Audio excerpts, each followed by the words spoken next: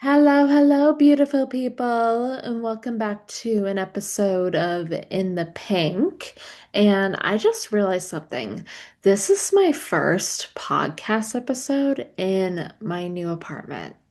Yes, I officially moved out of my parents after almost 30 years. I know that's a long time, but I am a late bloomer, okay? And I realized something else. So, a little backstory before I begin. Do you remember my CICERO method? If so, type yes in the comments if you're listening to this on Spotify. And also, I want you to rate and review because good karma only comes to you if you put it out there. And also, so this realization happened on Saturday, February 7th. Yeah, February 7th. And this literally had me like put down my coffee and just had me writing. And and so my CICERO method, if you remember, was originally designed to help those with type 2 diabetes and also with those with any chronic illness whatsoever. Because I don't know if any of you remember this, but this podcast used to be called Brownies for Breakfast. And I changed the name because I found out it was actually the name of a book. And obviously I don't want to get in trouble. So that's that. And my Cicero method stands for confidence and intelligence create emotional resilience to optimize. And then I realized so much more than that. I know I'm full of realizations, but get over it. And this applies directly to elementary education and teaching. What I once saw as a personal framework for confidence, intelligence, and emotional resilience is actually a human-centered teaching philosophy, one that aligns deeply with how students learn best. And once I saw it, I could not unsee it. And here's how I reframed it for education. At its core, Cicero is grounded in this belief. Confidence and intelligence create emotional resilience, and emotional resilience improves student engagement and learning outcomes. That belief sits at the heart of social emotional learning, also known as SEL.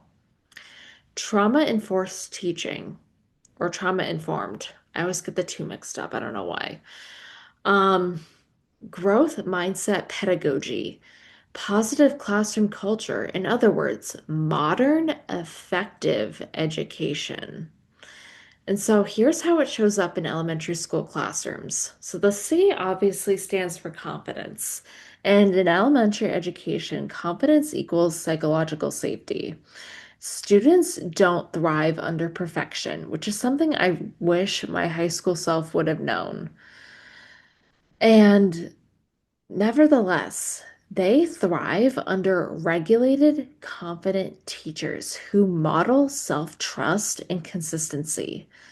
Confident teachers create predictable classrooms, and predictability builds trust, and trust drives learning.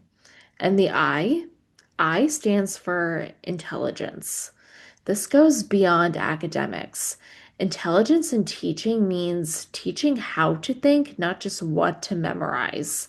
And I could go on and on for hours about Horace Mann's horrible, broken model of education. And no, it has nothing to do with Prussia, but again, I'll get to that in a later episode. But also encouraging curiosity and questioning, normalizing mistakes as a part of learning, and this directly supports growth mindset and long-term academic resilience. And then there's the C, the other C, connection. Before curriculum comes connection. Research consistently shows that strong student-teacher relationships increase student engagement, motivation, and classroom participation. Connection isn't quote unquote extra, it's foundational. And then there's the E, which is emotional resilience. Emotional intelligence in education is not optional anymore. Emotional resilience looks like helping students recover from mistakes, teaching emotional vocabulary, supporting self-regulation during frustration. This is SEL in action, not theory. And then there's the R, regulation. Learning is both cognitive and physical. Movement, routine, rhythm, and body awareness helps students focus longer, retain more information, and feel safe and supported in the classroom. Regulation is a prerequisite for learning, not a distraction from it. And then there's the inevitable O, optimization. Optimization in education is differentiated instruction. It means meeting students where they are, supporting neurodiverse learners, and honoring multiple learning styles. And equity isn't about treating students the same. It's about helping each student succeed. And here's the bigger takeaway for educators, no matter where you are in your journey. Cicero was never just a brand framework. Like it wasn't just for in the pink. In fact, it is a teaching philosophy rooted in confidence, emotional intelligence, and student success. I don't just want to teach content, I want to teach, and a lot of you should teach confidence, emotional literacy, self-trust, resilience, and regulation. Because when students feel safe, capable, and connected, academic growth follows. And here's something for all of you teachers, administrators, and education leaders practicing in this field. If you've ever felt that your teaching style didn't fit a traditional mold, or you lead with with intuition and data, or you prioritize classroom culture as much as curriculum, you're not doing too much, quote unquote. You're practicing the kind of education students actually need. Now, if you're listening to this on Spotify, comment. How do you intentionally build confidence, emotional resilience, or connection in your classroom or school community?